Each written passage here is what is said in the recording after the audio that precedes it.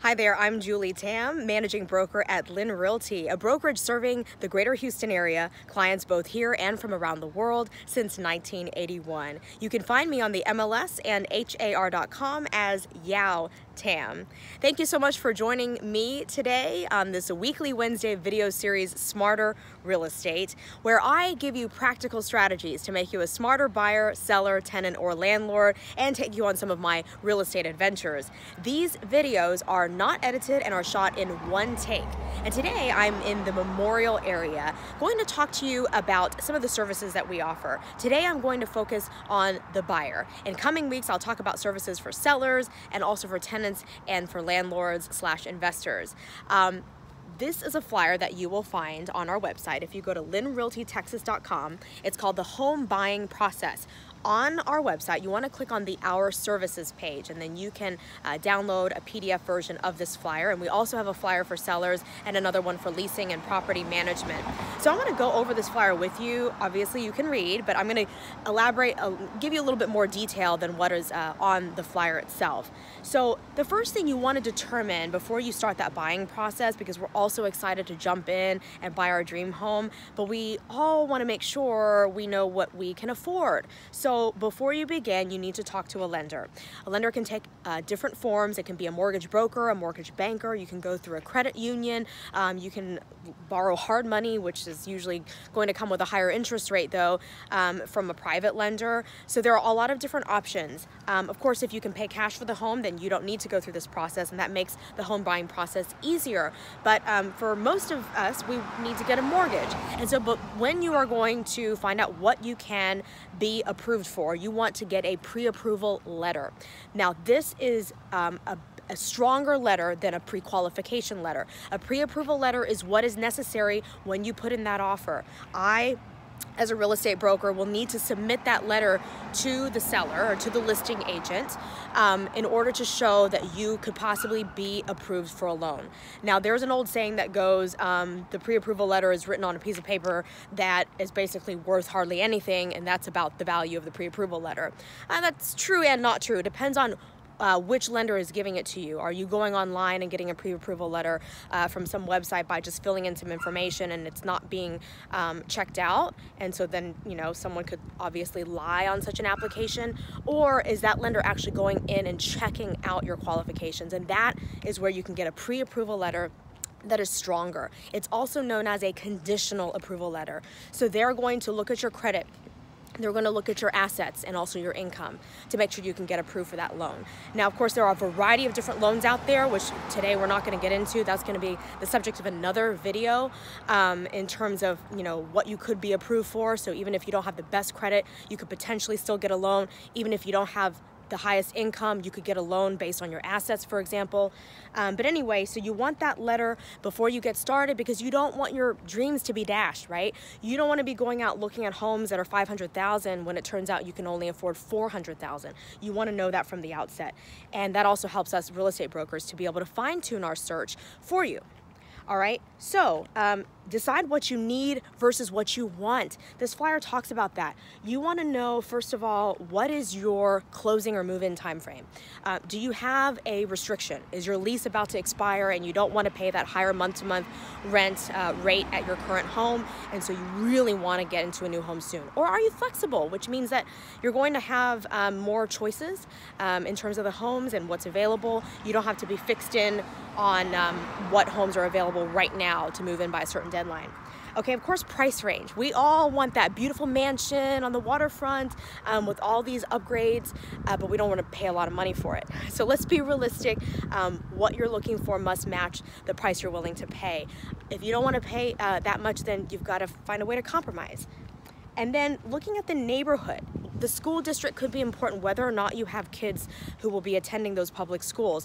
Schools that are doing well, that are desirable, are usually going to help that neighborhood and that home maintain value or even appreciate over time. A school district that's underperforming or going downhill means the neighborhood and that whole area can be going downhill, all right?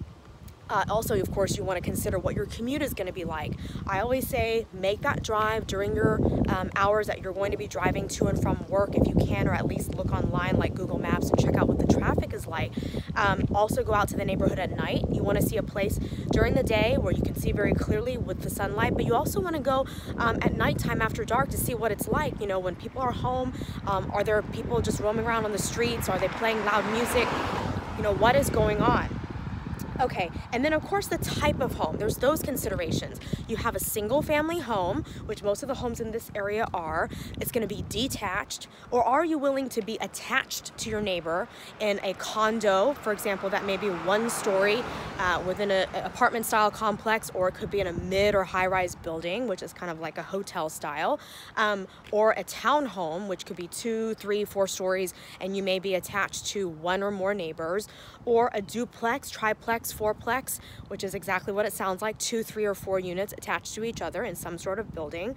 So you need to know what it is that you want, what you prefer, and what you can tolerate, okay? If you have pets or kids who need to play outside, what kind of yard there is for them. And next is how we can help. All right, let me take you through the process briefly. The first general step is the home search. So a lot of times that starts online these days. All right, we use HAR.com. That is the website where Houston area realtors will list properties. That website gets updated every 15 minutes. If you use other websites like Zillow or Trulia or other popular websites, unfortunately, they use these bots to get data from HAR, but they don't get updated. So we don't see price changes or even status changes once a property is sold or is in pending status. It'll still show up as if it was originally listed at that original price in active status on some of these other websites other than HAR, which can be problematic because you think there's a home that's available and it really isn't, or you think it's a certain price, but the price may have increased or decreased. So what I can offer, I'm part of HAR Platinum, is you can get free access to these listings, the days on market, and also some of the sold data, the history of this property. And I can also set you up with your own personal home search portal, where you can categorize listings that match your criteria as favorites, possibilities, or rejects. You can add notes for yourself to refer to, and you can get an email up to once a day. You can choose more frequently, but I personally would find that to be overwhelming unless the market is so competitive where you're like, I need to see that property hit the market the moment it does and be out there to look at it. Okay, then you can choose to receive, you know, an email instantaneously. Otherwise, most of my clients like to receive one email a day, and that contains new listings or updated listings as they match your criteria. All right, so the next step is to actually physically go and look at the properties. So we first have search, now we have a look. Okay, so once you actually decide to let us represent you, we can take you out and start looking at these homes, and we will communicate with the listing agent, or if it's a for sale by owner, with the seller directly on your behalf. So the proper protocol is if you're wanting to see a home, you call us, whether it's me, your real estate broker, or another real estate agent or broker, and we, the realtor, take you out to go look at the home. If there's an open house and you happen to want to stop in and just on a whim, and we're not available to just meet you there right on the spot, then when you sign in, go ahead and write down that you have a realtor representation. So that way the listing agent knows that, and there's no surprises later on. They're not upset because you went without a realtor and they think that you're unrepresented. Okay, the next step is offer. So of course, if you're going to make an offer, you want to know if the price you're going to offer is a reasonable price, and you want to know if that home is priced right.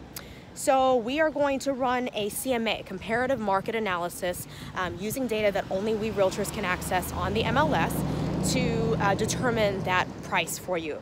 And then we're also going to teach you strategies and come up with the best way to craft that contract to make it attractive to the potential, the seller. All right, I'm gonna flip around so we can do a little 360 here and walk down the street the other way. All right, so where was I? All right, so I'm gonna suggest a reasonable offer price to you. Here's the deal though, the price is not necessarily a measurement of value of the home. It is merely a market opinion, okay? Because a home could be worth something today, but if there's multiple offers and it's a really hot property because maybe there's no other homes for sale like it in the area, then all of a sudden it has more value. And so for you to get that property, it depends on how badly you want to get that property, you may have to offer more. But it's not only about price, okay? And we're going to discuss this in more detail in another future video, but also other offer terms. Perhaps you're going to offer a quicker closing, perhaps you're offering a higher down payment, higher earnest money, whatever it might be. There's strategies to help you get that home. It just depends on how badly you want that home. All right. And then of course, I'm going to fill in all the relevant contract docs, submit them for you, negotiate on your behalf, and then there could be back and forths with negotiations, counter offers, invitations to submit additional offers. And so we want to follow that whole process, and I'll take you through that. Once we actually get under contract, that's the final stretch. But here's the interesting thing. This is where things can get complicated and get difficult. People think, oh, once you get under contract, phew, it's home free. But all sorts of complications can then start happening. So I'm going to hold your hand and walk you through every step of contract through closing and beyond. So once we actually agree upon the final contract and we execute it, then we got to start scheduling appraisals, or I'm sorry, inspections, then appraisal, survey, any additional inspections that you want that the initial inspection found. You might need to then hire a mold inspector, someone to do intrusive testing into the stucco, for example, to check for moisture problems inside the stucco. You might need to have a hydrostatic testing done if there's feared to be a leak going on underground below the house. So all these sorts of things can come up. And of course, along the way, you're going to have to negotiate with the seller for repairs. And then if there's issues with the survey where part of your property is being encroached on, or your fence is encroaching on the next door neighbor's property or anything like that, then I'm going to have to guide you through that as well. All right. And then, of course, your loan process, you're going to be working with the lender on that. But I do play an important role because even though I'm not a lender, I have to know enough, and I do, about the process to advise you, okay? So if the appraisal comes in low, I'm going to review that report and see, is there any error in there? You know, is there any way that we can negotiate with the seller to make this deal work? And that can get complicated. And of course, I'm going to also remind you to make sure that you have your insurance in place. If you're getting a loan, it's required. They're not going to give you the loan without it. If you're paying cash, well, you're the boss. There's not a lot of stuff you have to absolutely do, but you still want to get that insurance protection. And flood insurance is important, especially in the Houston area. Even if you're not in a flood zone, get flood insurance. You're going to have the cheapest rate and protect yourself just in case, because so many thousands of homes flooded during some of these recent hurricanes and big rain events that were not in flood zones. Okay.